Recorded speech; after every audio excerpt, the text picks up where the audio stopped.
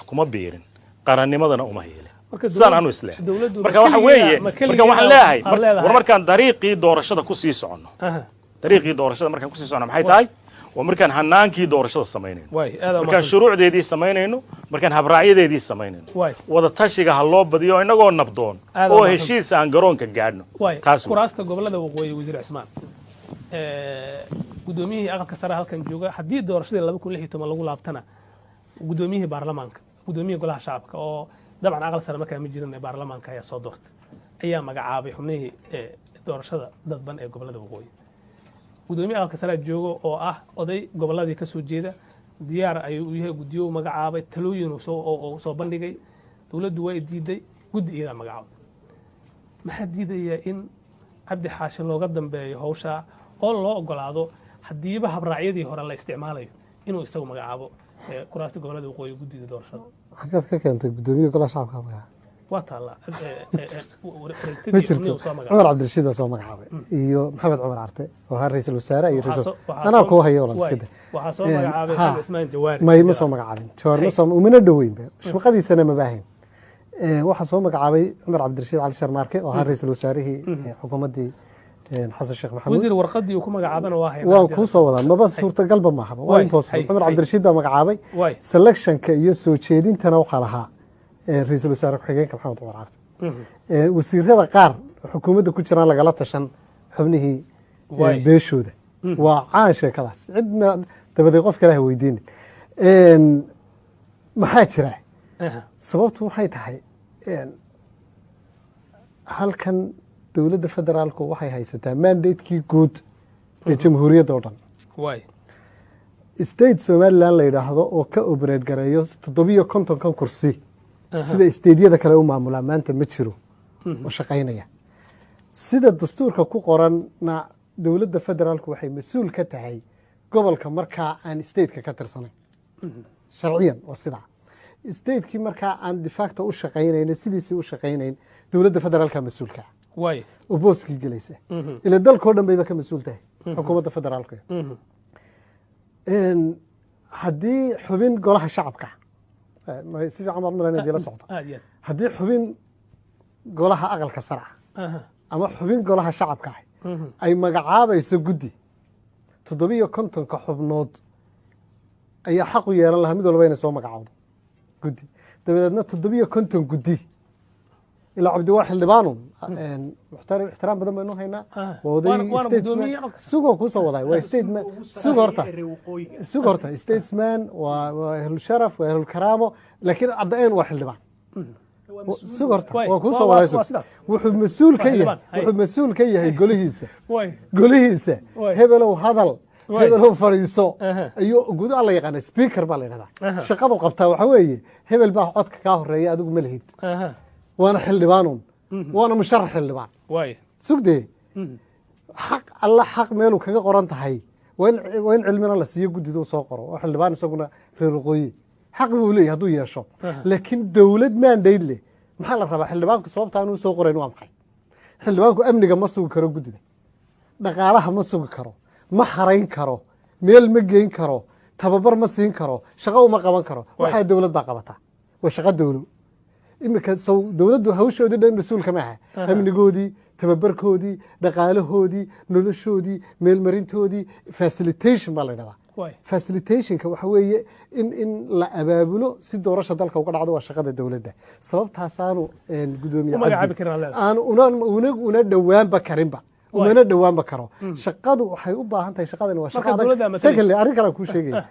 xaalad amni baan ku jirnaa dawladdu waxay u baahan tahay gudidu waxay u baahan tahay amni ahaan xitaa in la jeegarayo gudida doorashada inoo qabanaysaa ma qof caadi oo suuqa jooga sidoo u jeegarayn kara وهنا بروسيس مرتا dalka iyo khatar ma ku noqon kara qofka gudida lagu soo daray dawlad maxay noo samaysanay dawlad waxay noo samaysanay law and order sharci sugde dawladdu kamid sug horta hay'adan waa afhayeen gole dawladii kamid taas oo hawlood maanta caawa maxaan ku hurudnaa ma speaker ma waxaynu ku hurudnaa speaker qof gudoomiye baarlamaanka kuma hurudno waxaynu soo horta aan dhameeyay hay'adu waa iskabaan may sugolaal waxaan ku waa gole wala yaqaan shaqadu qabto sharci dejin waxaynu ku hudunaa xukuumadda ayaa amniga sugta oo dhaqaalaha sugta oo maciishada sugta oo cashuur sugora ku soo waa ku soo wadayso oo cashuurta gurta hadday saas dhacdo waxaynu oranaynaa Puntland yaanu siciidani soo magacaabine cabdirashiid oo ah gudoomiyaha wakiiladu ha soo magacaabo hadday sidaa aad jidayso waxaynu oranaynaa madaxweyne Axmed Qorqoryaano soo magacaabin gudida ha soo magacaabo Dr. Gacal hadday sidaa noqoto waxaynu oranaynaa Cali Guudlaawi soo magacaabin Luqmaan ha soo magacaabo hadday saa noqoto waxay noqonaysaa Dr. Cali Fiqiin soo magacaabo South West Leerada Cabdicasiis oo soo magacaabin gudoomiyaashii afhayeenada golaha shacabku ma matali karaan xukuumadda iyo fulinta aad u maasanta Abdullah hadda ku darayso ku siinaya waxaan siinaya dhalinyarada si aan su'aalaha kala ugu soo laaban hay arintan ninka ugu shan maadaama isagu dagaalka ka yimid okay adan ku doonay walaalkay wasiirku waa maasan yahay laakiin arintu ka sheekeynay waa arintan goob joog xaq badan baa arintan goob joog baarlamaankii sagaalaad iyo xilligan baariga ku jiray sidee loo maray sida loo maray waxa weeye horta xukuumadii muxuu ahaayay xasan sheekh maxamuud si aad la socotaan madaxweynaha iyo ra'iisul wasaaruhuba waxay ahaayeen murashaxiin bay ahaayeen waa sida mar hadday labadoodiiba murashaxiin yihiin waxay go'aansadeen inay muxuu ahaa cidda dhexdhexaad noqon karta ee habraaca doorashooyinka gobolada waqooyi dejin kartaa maadaama horena aan loo dejin oo wax habraac oo la raacaya ama sharci ka yaalaa jiro in muxuu ahaayay loo daayo professor Jawaari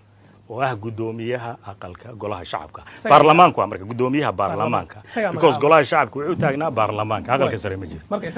marka isaga ayaa wuxuu sameeyay habraaca guud ee doorashooyinka gobolada waqooyi haddii muxuu ahaay hadduu saaxiibkay wasiirku aanu akhriyin inaan u akhriyo markaasi malaha u baahan yahay habraacaasi wuxuu soo baxay bishii 11 tobankeedii buu soo baxay waxaanu ku magacaaban yahay magacaabida dhowr arrimood buu sameeyay xubnaha guddiga fulinta doorashooyinka dadban 2016 ee u gaara Soomaaliland gobolada waqooyi wuxuu soo saaray muxuu ahaay hanaanka ayuu qoray hanaankana markaasi wuxuu ku magac daray hanaan u gaara doorashooyinka dadban ee 16 gobolada waqooyi hanaankii doorashooyinkana waa sameeyay wuxuu sameeyay astayntii kuraasta sidii loo astaynay ee u astayn muxuu ahaayay loo qaybinay ayuu habraac ku soo saaray habraacaasi markuu sameeyay guud ahaan markuu sameeyay wada tashi baa la geliyay guddi horta gaar isaga sameeyay guddiga fulinta guud buu sameeyay oo toddoba xubnood ka sameeyay toddoba dhagaysta horta kaama galin wasiir kaama dhex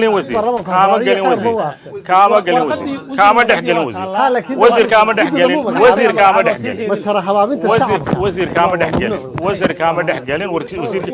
wasiirku waa wasiir muxtarama wasiirkii warfaafintana weeye mar haddii aad muxuu ahaayay tahay wasiir iyo moogtay muxuu ahaayay madax tahayna xaqiiqooyinku siday u jiraan in loo sheego Soomaalian gara marka wuxuu qoray habraaca oo dhammaystiran oo ka kooban dhowr iyo 30 page buu qoray Soomaalian gara wuxuu sameeyay guddiga guud ee fulinta ee muxuu ahaayay doorashooyinku sameeyay oo kuraasta gobolada waqooyi kaliya ka kooban Soomaalian gara waxa markaasi la sameeyay inay muxuu ahaayay kuraastii markii la kala asteeyay oo kala qaybsan tiradii gudiyada markaasi soo baxaysay in laga tala geliyay muxuu ahaayay xildhibaanada iyo siyaasiyiintii maxaa yeelay waxa ku qoraa isagoo muxuu ahaa la tashanaya siyaasiyiinta ka soo jeeda gobolada waqooyi maadaama aynan maamul goboleed lahayn wada tashi baa markaasi waxa lagu sameeyay markaasi guddigii doorashooyinka lagu sameeyay muxuu ahaa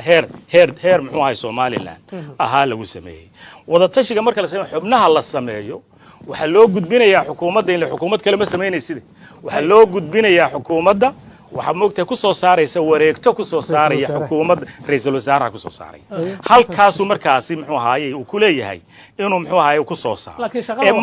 shaqada processka iyo habraacyadiisa oo dhan iyo wada tashiga guud waxa soo qabtay muxuu ahaayay xildhibaanadii iyo muxuu waxaan ku sheegay mid muxuu aynan ku daro habraaca aqalka sare lagu dooranayo xitaa meesha gebgiisba ma oolin habraaca guud ee aqalka sare lagu dooranayo waxa dejiyay isaga muxuu Jawaari isagoo la tashanaya xildhibaanada la tashanaya markaas waxa la sameeyay qaabkii la isku dooran lahaay qaab baarlamaaniya loo abuuri lahaay oo isku dooran lahaayeen in la sameeyo ayaa muxuu habraaciisi la sameeyay Soomaalian garan marka xildhibaanadu muddo dheer bay hor taagnaayeen inay xitaa aqalka sare laga soo inta ku iftiimiyay xildhibaanadu muddo dheer bay hor taagnaayeen inaanay aqalka sare xitaa ka qayb galin sidaa darteed baa doorashada muxuu ahaayey aqalka sare ee gobollada waqooyi uu dib u dhacay muddo dheer u jiitamay taasoo dhan waxay jiidka talada iyay ka mid ahayd oo ugu dambaynna xukuumaddu ogolaatay qaabkii ay doonayeen marka ayagu taydu bay noqotay soo wasiir Cusmaan taydu bay noqotay soo may wali waa kala duwantii ma kala duwan habraaca golaha shacabku jawaari meel kama soo gelin tiri isaguna dabcan waa shaqada ugu badan ma wada ogaa jawaari roolkiisa laakiin gudida Cumar Cabdirashiid baa ku saxaxan sida uu Maxamed Xuseen Rooble tan soo kuma saxaxan saxiix male taana waxa ku saxaxna Cumar Cabdirashiid intaas ma rabeen aqalka sare gudoomiyihiisu ma jirin aqalka sarena ma jirin maadaama aqalkii sare jiro baarlamaanku aqalka sarena uu yahay hay-ad muhiim ah nin reer waqooyi aan gudoomiye uu ka yahay qaranka dadka ugu sarreeyana uu maanta ka mid yahay oo maalintaa jirin in laga talagelin waayo waxay tusinaysaa inaan la tixgelinin dadka deegaankaas ka soo jeeda هذا ما صنت هي ميكروفونك طبعا أنا سينا يا اللي يرى وين نكا مركا هذيك سؤال شاد قد بس نكا هذا أيوة نكا هذا صف كورة وين ينزل قد بيننا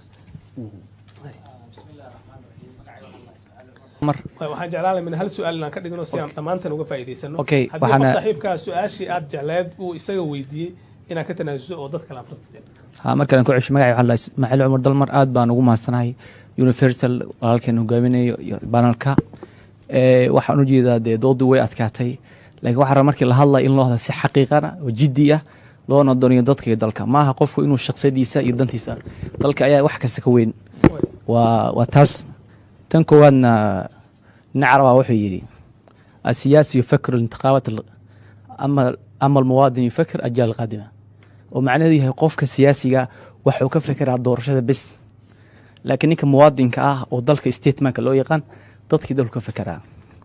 تاوح عدين سا لوضع لنعبة إن يهين ضد كراس السعودية إن ضدك وضنين بعد تاسو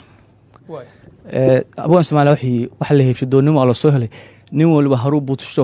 heemsan leeyahay marka waa dad murtasiqa baan dhigi karnaa oo calool shaqaystayaal dadka tartamaya in Soomaalidu ay ka fakaraan ciday dooranayaan ay ka fakaraan waa sax taas oo ararteeda ninka walaalkeen wixii dalka dawladda ma leh qodobka 182 xeerka Soomaaliya wuxuu qabaa treason inay tahay waxaan